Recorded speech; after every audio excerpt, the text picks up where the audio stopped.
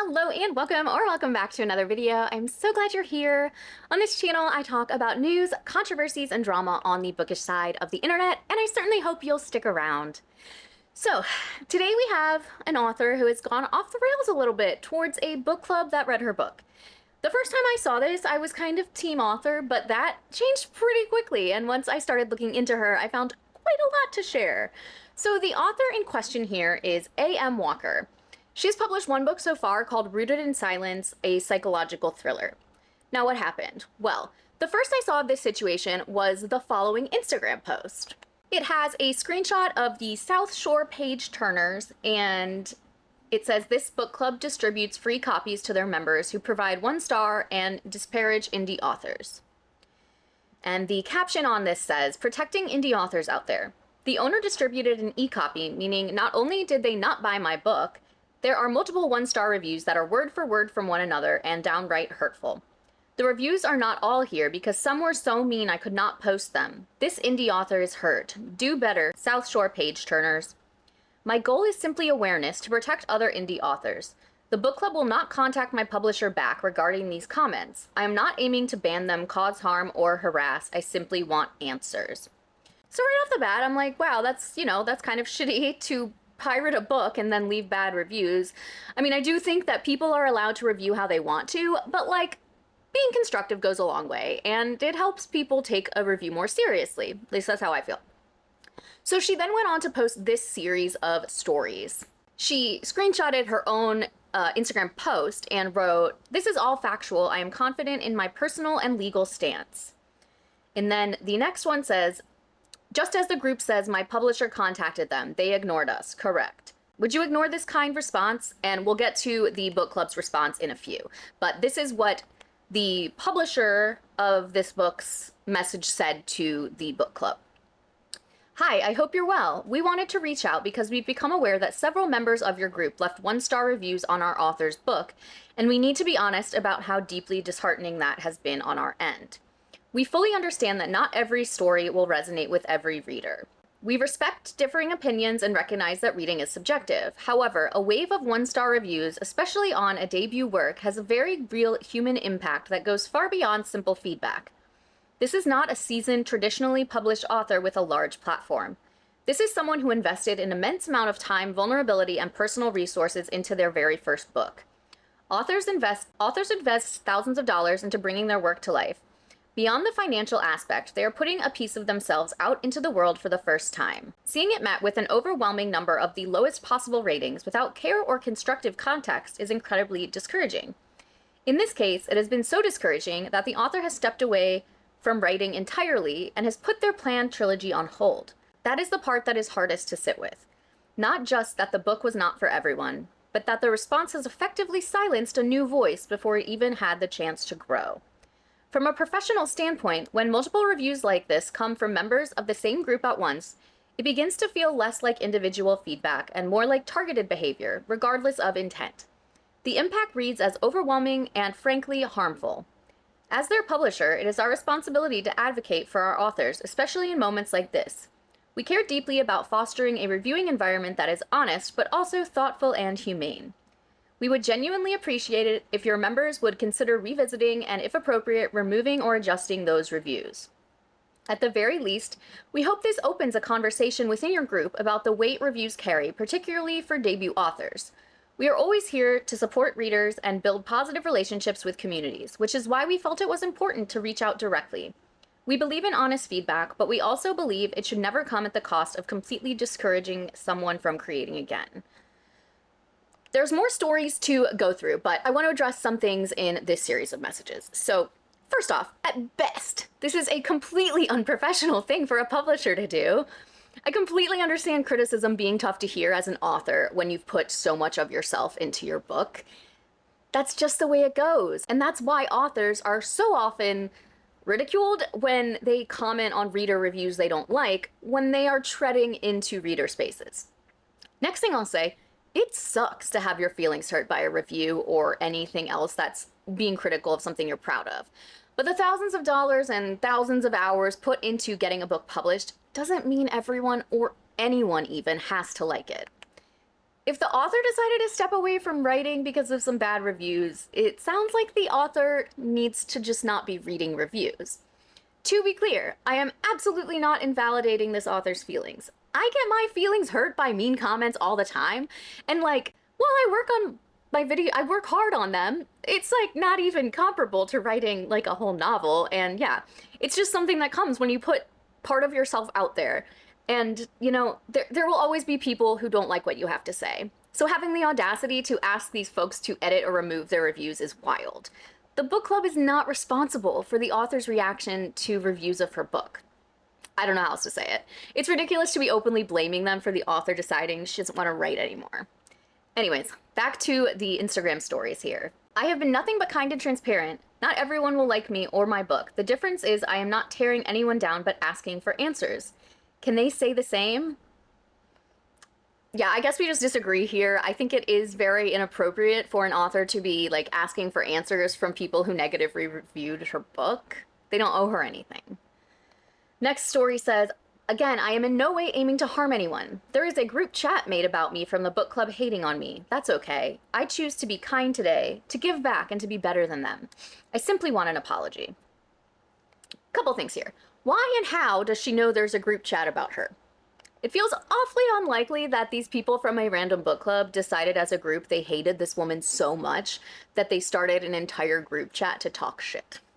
I'm not saying it's impossible, but I just find it hard to believe that this book club has such a vendetta against her that they've gone that far. And even if they did, how would she know about it? Here are 2 reviews that she put on her stories that allegedly came from the book club. From Reader. This was the worst book I ever read. Honestly, ChatGPT writes better. Author can't deal with bad reviews. We'll try to find you on Insta. Another review from Reader. This book should be titled Rooted in Poo. It was poo. Waste of a read and nothing close to what it was compared to on Instagram. Please do not release the series. As mentioned, both of these were posted by Reader.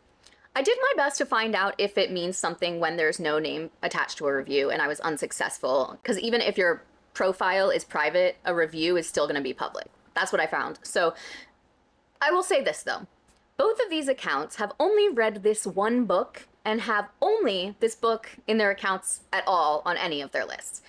I'm not trying to be a conspiracy theorist, and I know plenty of people don't use Goodreads, but I do have a hard time believing that a group of people in a book club didn't have Goodreads would make it a point to go make a Goodreads account just to disparage a particular book.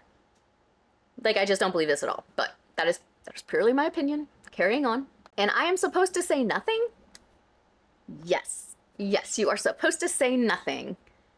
Well, of course, the book club, which is called the South Shore Page Turners, made a post, because I mean, like, how could you not be taken aback by this?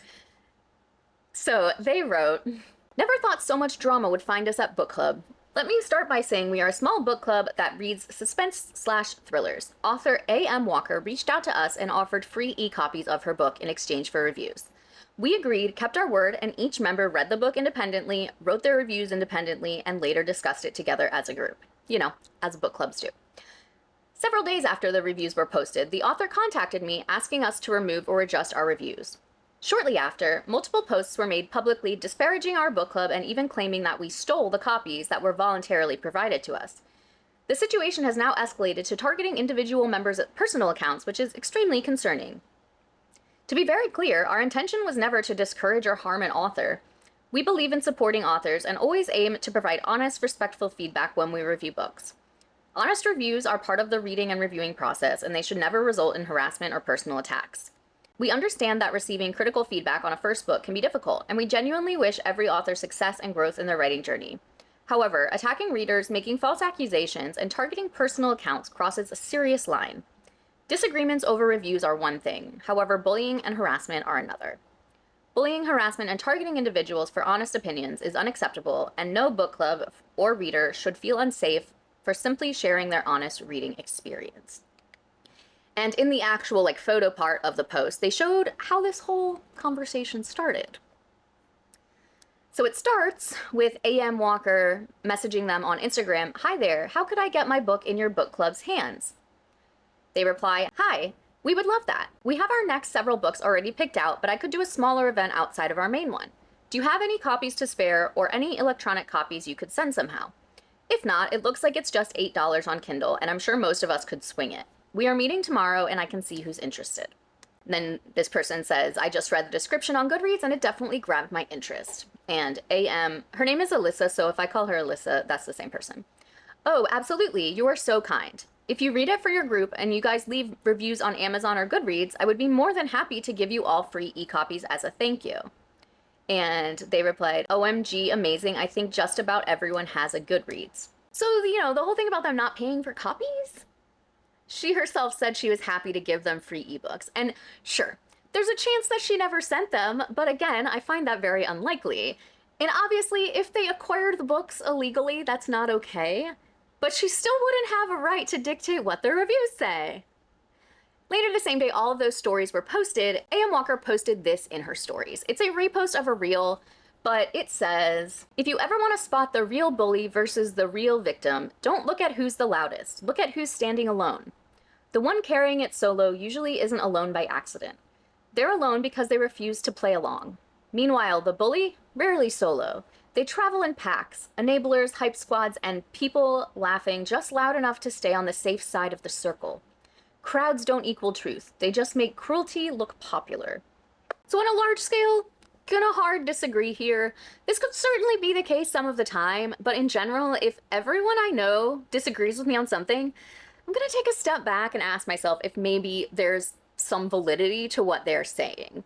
Not every loud group of people are bullies, and not every loud group is wrong. So then, the day after all of that was posted, she put this on her stories. I am choosing to take down my post. My point was made, and I have felt so much love, support, and clarity from the community. Thank you for reminding me why I am here, and welcome to my new friends. So if people reading her stories took everything she said at face value, of course she'd have people sending her support and wanting to follow her. Personally, my parents raised me to be a skeptic and look at everything through a critical lens. So when you hear the other side of the story, there's no question in my mind who is telling the truth here. And whether or not you believe those earlier reviews were genuinely posted by the book club, I know that these next two were. How do I know this? Because they are both members of the South Shore Page Turners group on Goodreads, and one of them is also like the owner of the group. So this is a review that, was just so horrible that deserved all this whatever. Rooted in Silence is a psychological thriller of a bride with dark secrets and sinister plans for her marriage. I loved the imagery in the book and felt so captivated by some of the descriptions. I wish there had been more context and character development, as I struggled at times to understand the relationships of some of the characters as well as the motives. Since this is part of a trilogy, I'm hopeful the next installments will build on that and deepen the story. I'm definitely curious to see where it goes next, and this was a 2-star review. This next one was a 1-star review. I was given a free copy of this book in exchange for an honest review. I appreciate the time that the author took to write this, but I have to say that I did not enjoy it at all. The idea behind this book is very interesting, but unfortunately, it fell quite flat on the execution. There is a lack of depth in the characters, specifically the main character Emily, that made it very hard for me to connect with them or want to learn more.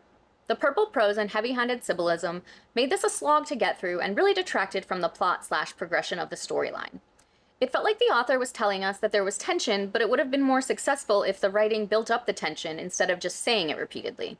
A handful of the metaphors were very good, so I think there is some potential, but overall it needs to be edited down significantly. There were some continuity errors that made it difficult to understand how much time had passed between one event to the next and made it hard to follow. I stuck with it in hopes that the ending would bring some excitement, but sadly it did not.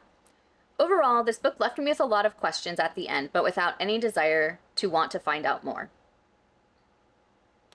I also think it's worth pointing out that all of this nonsense is over a book that, even with these 1- and 2-star reviews, sits at an overall rating of 4.07 stars. And that second review is definitely, not positive, but it's constructive. This person explains their reasoning for why they believe this. I don't know. So if you still aren't convinced that she's in the wrong, let me give you even more to chew on. Back in the earlier posts, A.M. Walker says her publisher contacted the group and they ignored them. We remember this. The publisher in question is Harbor and Stone Press. And what if I told you that the CEO of Harbor and Stone Press and A.M. Walker are one and the same? Makes you wonder then who it was messaging the book club, because She sure made it seem like it was someone other than her, which there's nothing inherently wrong with, but at the very least is disingenuous. And also a weird thing to be misleading about. Here she is, Alyssa Walker, CEO. Alyssa Green is the owner and founder of Harbor and Stone Press, an independent publishing house dedicated to helping authors bring meaningful stories to life and successfully reach their audiences. Also worth noting, Harbor and Stone is a hybrid publisher. Now I want to be as fair as possible. According to the Harbor and Stone website, their contracts give authors 100% of the royalties, which is the biggest problem with hybrid or vanity publishers. Without seeing an actual contract myself, I have no way to verify this, but like on the surface, it doesn't really seem to be what most of us would consider to be like a hybrid publisher in the scammy sense, more like a one-stop shop sort of for all of the individual things you need to contract out to self-publish a book.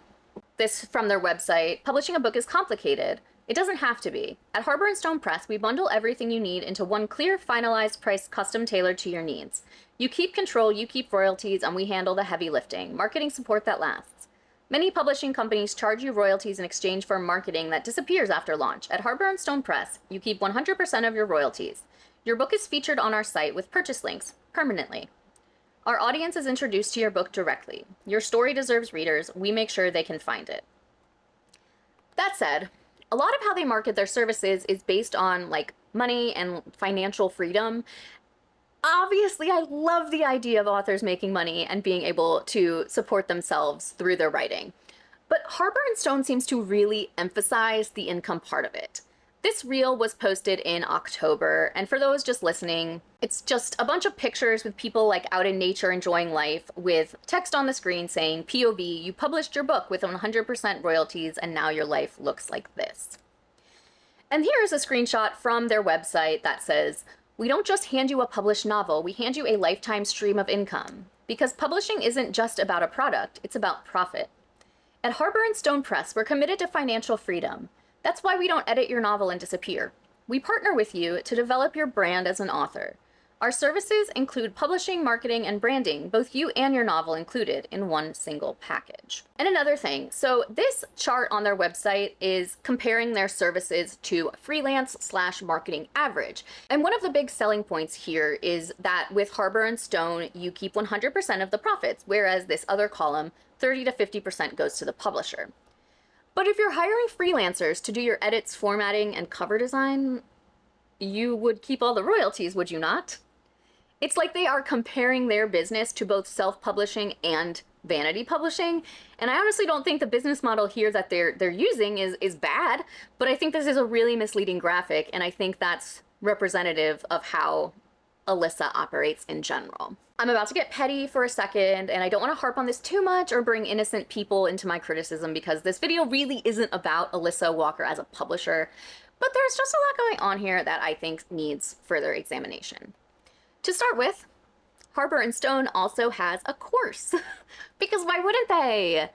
This is a post from October 2025. Early applications are now open. Apply for our 12-week online program to become a writing or publishing professional, whatever that means. Harbor and Stone Press. Big news from Harbor and Stone Press University. Early applications are now open. If you've ever dreamed of writing, publishing, or learning how to treat your book like a business, this program was built for you. With small cohorts, hands-on mentorship, and real publishing opportunities, we're making the process accessible, affordable, and transparent for every aspiring author. Spots are limited. Apply early to secure your place in our first 2026 cohorts. So this is pretty much a lot of words saying nothing. It feels like they are trying to do the 20 books to 50K thing that like Britt Andrews did, and I know is a big thing, but they have zero track record of success. And I have to imagine that this idea did not pan out because they have 7 total posts on Instagram and virtually no other online presence. Another thing, I absolutely understand that every business has to start somewhere. But Harbor and Stone Press does a great Christina K impression, if you know what I mean. Despite the founder's own book seeing only moderate success, she is promising a whole lot to the people who sign up to be published with Harbor and Stone. The passive income and financial freedom phrasing also just makes it sound MLM-y, and so this is another place they overpromise. Why you should join our open interviews. We get you into all the bookstores. Will you now? All the bookstores? Bizarre thing to claim. You gain access to our insider knowledge. What insider knowledge?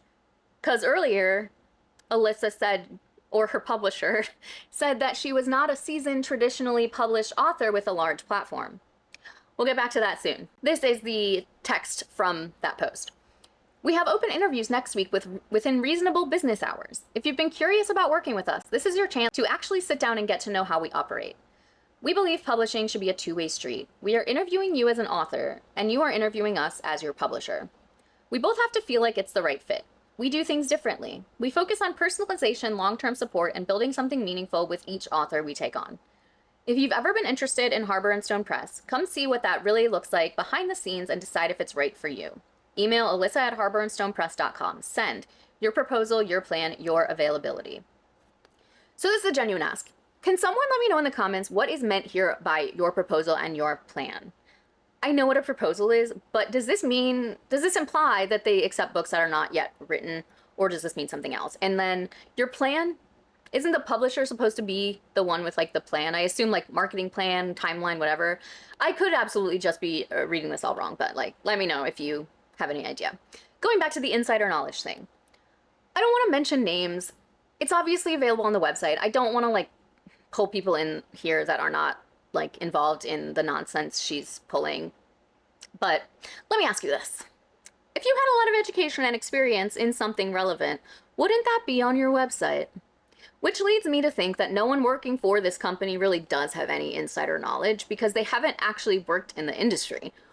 Or maybe they just decided not to put it in their bios, but that seems kind of unlikely. The only person with any kind of credentials in this area is the director of editing, who is an editorial freelance association certified editor of developmental fiction. I found mixed opinions online on whether or not this certification was like meaningful in the industry. So even so, let's say it is. She's still the only one. This person, again, it's easy to find, but I'm not gonna, whatever, is the director of editing here at Harbor and Stone Press. She is an EFA certified editor of developmental fiction, bringing years of hands-on experience helping others refine their manuscripts with clarity, consistency, structure, and voice. Further, they make the claim about getting your book into all of the bookstores. Is Alyssa's book in all of the bookstores? Harbor and Stone mentions here that they have a community bookstore partner called the Wallflower Book Company. We're so grateful to community bookstore partner Wallflower Book Co. for carrying Harbor and Stone Press titles. Thank you for seeing the value in our authors and helping bring their stories to more readers. It truly means more than you know. If you're in North Carolina, we highly recommend stopping by. You'll find incredible books, amazing people, and most importantly, a true sense of community. The thing with that, though, the bookstore is owned by Harbor and Stone's bookstore and outreach coordinator, who has put part of her, I don't know, expertise in her bio as having a Bookstagram page. So I want to be clear once again, there's nothing inherently wrong with her owning the bookstore, whatever, but it just feels purposeful that this wasn't disclosed. And the way the post is phrased, thank you for seeing the value in our authors and helping bring their stories to more readers. It truly means more than you know. Of course, the bookstore sees value in their authors. The owner of the store is also employed by the publisher and has a financial stake in those books succeeding. Last thing about the publisher, they made this post on their Instagram. Did you know most traditionally published authors are responsible for the majority of their own marketing after launch? At Harbor and Stone Press, we don't just publish your book. We build your sales, visibility, marketing, and your brand. So maybe I'm just like trying to make a problem where none exists, whatever. But if even traditionally published authors have to do most of the marketing themselves, why would anyone bother hiring them and publishing through this company? Because one of the main selling points that Harbor and Stone uses is that you keep 100% of the royalties. In other words, they have no stake in whether or not your book sells. And that's not me accusing them of not doing the promised marketing. It's just bringing up the point that no matter what, you're still going to need to market yourself. Actually, there's a couple more things about this company that I found to be a little off, but again, this video is about Alyssa as a person, not this company, and I've already spent a lot of time on that. So this whole thing with the book club is not the first time Alyssa has gone off on someone on Instagram for something ridiculous. So first I need to kind of explain something you might not know. On Bookstagram, it might be in other niches on Instagram too, I don't know. A lot of people join engagement groups, which can be Two different things. Either a group message where people will send their posts to the group and everyone in the group is required to comment or otherwise engage with the post in exchange for them doing the same. Or you follow an account like this one I am apparently still a part of, despite not taking part of engagement groups for probably 4 years. Anyways, you make your post and tag the account, and then everyone else who follows has to like all of the tag posts. I hope that made sense. It's not something that I thought was still like popular to do just because, well, I don't know, maybe it's just because I kind of left that side of Bookstagram, so I don't know. It's not like something that's without its faults. People are, it doesn't matter. Anyways, Book Oreo 101 made this post in December. It's time to put someone on blast, and I have no shame calling someone out, period. Who comes at a person this way? Instead of reaching out and being an adult to see what was going on with the engaging, you insult me and attack my content. I do the best I can to keep up when it comes to engaging groups. When you're in a group of 50 plus people, things tend to get lost in the flurry of engagement. And if I'm remembering their rules correctly, it says to catch up on 10 posts before posting my post. This absolutely disgusting behavior, and for sure ruined engagement groups for me. This ugly human being should really take a look in the mirror, because you're disgusting. I will not take any hate in my comments for this call-out session. You will be blocked, period. And then the photos posted are one from author A.M. Walker sending a bunch of screenshots of posts to Book Oreo. It says, "Hey idiot," and has those screenshots. They respond, "First of all, don't message me this kind of shit." And then Alyssa comes back and says, "It's offensive enough that your content sucks. But then we've been in groups together for months and you've never engaged back. You come into my group and don't engage with any of the posts, and you put yours in there." And then Book Oreo blocked her. So yeah, Alyssa's calling out Oreo, Bookish Oreo, for not engaging in a timely manner by calling her an idiot and telling her that her content sucks. Lovely behavior. It ain't that serious, babes. So a user called Jenny Fio Reads saw these screenshots and made a video about it. Hi, and welcome to today's episode of Fuck Around and Find Out. I recently was scrolling through Bookstagram and I found a post from another reader basically explaining the harassment that they received from an indie author who also runs a publishing house. And let me tell you, it did not look great from the 2 screenshots that I've seen.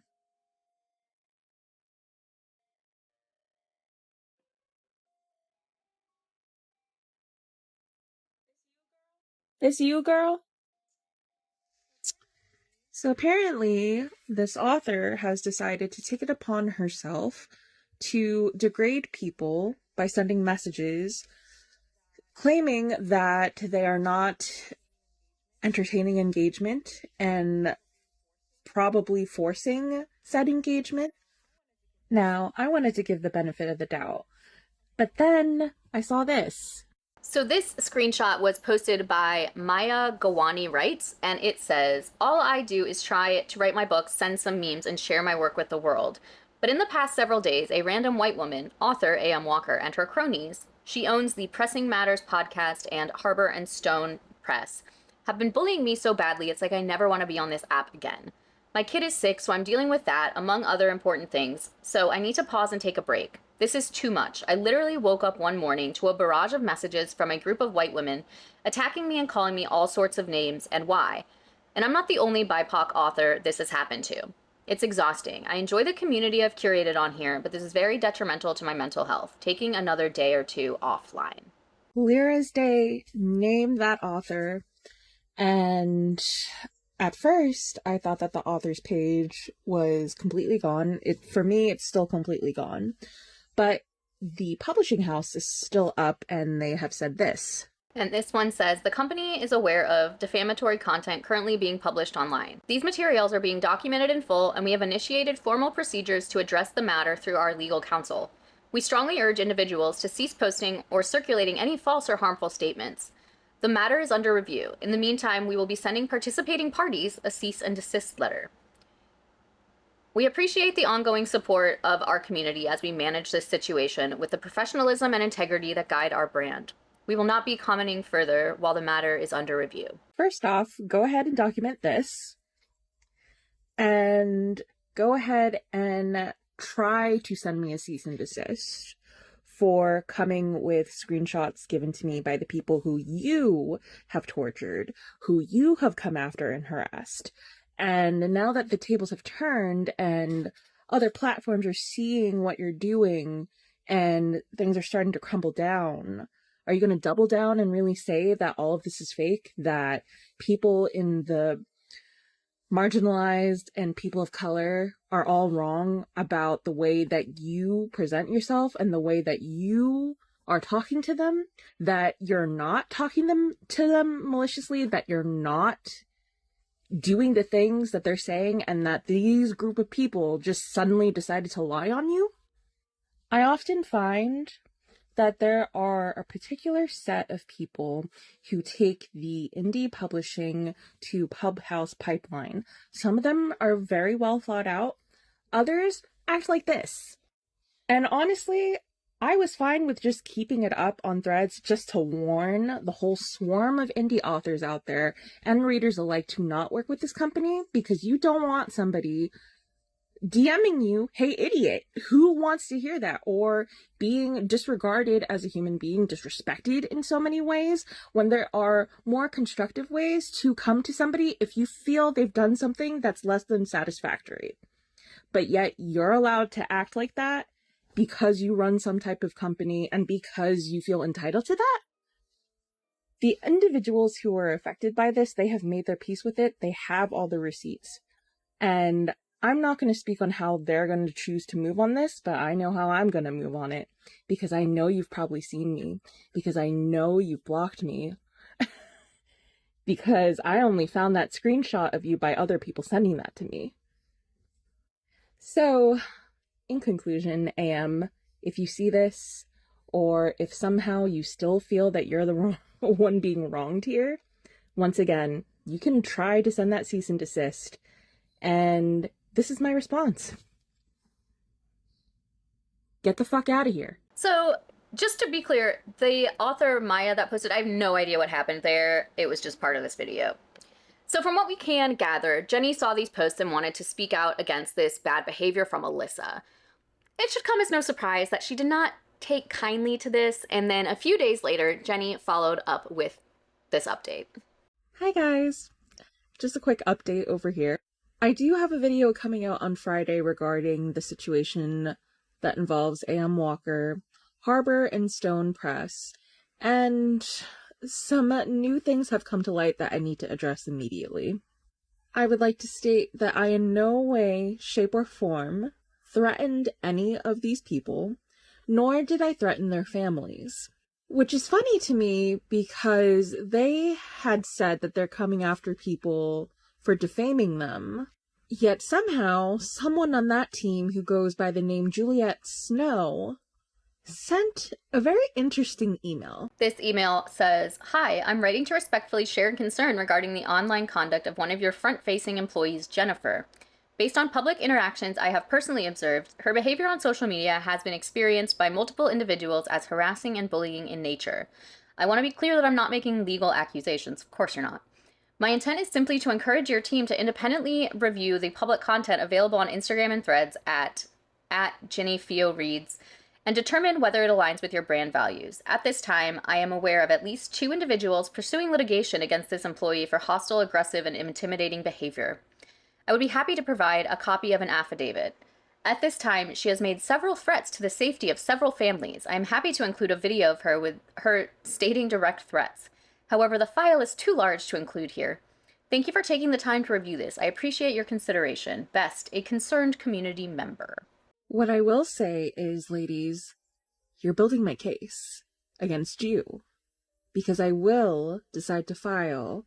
However, I can rescind that if within the next 72 hours you rescind this behavior, you take back everything that you just said about me, you issue an apology to the individuals who you have sent your false cease and desist letters to that were personally signed by Alyssa.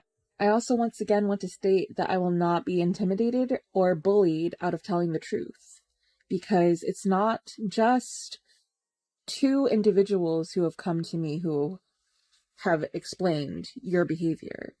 It has been upwards of dozens of people who have explained your abhorrent behavior. Even more interesting to me is that you can't actually send any mail to this press company. When you try to go contact, it's a Google form. But in that cease and desist letter, there was an address to it, and boy, was it not a law office. I'm not going to put it up because that would be doxing. Because I know what I'm doing, and I'm aware of my actions that are no way, shape, or form being egregiously aggressive. Not the way that you are. And in case you needed a refresher on what you're actually trying to say other people are doing, the legal term refers to making false statements about someone that would harm their reputation. My statements weren't false. However, the one in that email, entirely false. And in terms of that email, I would say that this falls under that as well. Persistently attacking to cause criticism, causing worry and distress, or deliberate pestering. I'm not worried nor distressed. But this, what you're saying that I'm doing, I'm simply speaking, but what you did was a step too far. And this one is my favorite, because this is what you accuse somebody of doing in a non-legal letter, of which you sent over to them by illegal means. Because you cannot falsely solicit to somebody who did not willingly give you their information. In conclusion, seriously, this is no skin off my nose, because this is now becoming a lot more than it needed to be, not due to my actions, but due to yours. So I once again issue to you, Alyssa, Cassie, and Christy. You have 72 hours to rescind and apologize for all of this. And whoever Juliet Snow might be, I'm assuming one of you or possibly an intern, I also would probably try to dial back on whatever it is that you think you're doing here. Because every step that you think you're making into trying to get me to be afraid, you're just fueling me. You're fueling me and trying to get to the bottom of the truth. And the truth is, this does look really bad for you. And I would consider reflecting on that before you decide to pursue further harassing on me. Have the day you deserve. So I first want to say, as far as like the legal things, claims that she made about like what they're doing and is it illegal, I have no idea. So that's, yeah. In the interest of not getting a cease and desist of my own, I want to make it clear that I do not have any proof that it was Alyssa or someone on her team that sent all of those messages. This is speculation from Jenny based on her experience with this woman. I'm not presenting this as fact, indisputable fact. Cool. So in addition to that reel, she also posted on Threads a few things. December 16th, Alyssa has also decided to target any affiliations I have with businesses I influence for, sending message to get me evaluated and removed. I've already warned them about this behavior and at this point have already proceeded to take legal action. And then there are two screenshots. One is from Juliet Snow. I'm writing to respectfully share a concern regarding the online conduct of one of your affiliates. Based on public interactions I have personally observed, her behavior on social media has been experienced by multiple individuals as harassing and bullying in nature. I want to be clear that I'm not making legal accusations. My intent is simply to encourage your team to independently review the public content available on Instagram and Threads at Jenny Fio Reads and determine whether it aligns with your brand values. Thank you for taking the time to review this. I appreciate your consideration. And there's another screenshot that says, that's from like an online store contact form that says one of your affiliates is posting derogatory, defamatory, and vile posts on her Instagram account and ties herself directly to your organization. I highly advise you look into Jenny Fio Reads on Instagram. And then her Threads continues to say, sources have told she is attempting to use the sympathy card, having a very sudden family emergency, and that is why she is not around. Who does that remind us of? Always a family emergency. Yet if it was an emergency, why did she spend upwards of over 12 plus hours harassing these third parties to get me removed? Also, as of right now, she has only apologized to one individual, not the person she sent a non-legal cease and desist to, nor myself for the targeted attempt to lose my livelihood. This is a screenshot that someone sent her of, like, I guess an Instagram group. It says it's from Christy, who I believe was at the time, like, I don't know, she just worked for her. Hi friends, a lot of you have been reaching out about the account not being active. Alyssa has had a family emergency with her mother and is not sure of her mother's status right now. There was an incident on here at the same time, which she deeply regretted and apologized for profusely. She realized she understandably needs a mental health break. Thank you so much for your concern and support that you have all been sending and reaching out. I am here to help and answer your questions. Please DM me if you need anything or have questions. Jenny says, I immediately recorded an update reel with the email in tow and have, after careful consideration, immediately took the appropriate action to formally file against her and Harbor and Stone Press. It is very clear that she is not willing to atone, and at any time she is apologizing profusely, she's working overtime to wreak havoc on someone else. I won't tolerate it, I won't be backed into a corner, and I certainly won't be treated this way. I gave 72 hours, now 48 remain. Please report the business. Please ensure they cannot hurt nor harass anyone else ever again. And then she posted the profile page so people can see exactly who she's talking about. So as mentioned, this was all back in December, and she's clearly still up to this nonsense. Although I couldn't find any posts regarding this situation with Jenny between this point and then the next post I'm going to read, which was on March 14th. There must have still been something going on that prompted Jenny to make it. It says, hey, if you're an indie author, please do not give your business to Harbor and Stone Press, Harbor and Skull Publishing, Harbor and Stone Kids, Heart and Stone romance novels.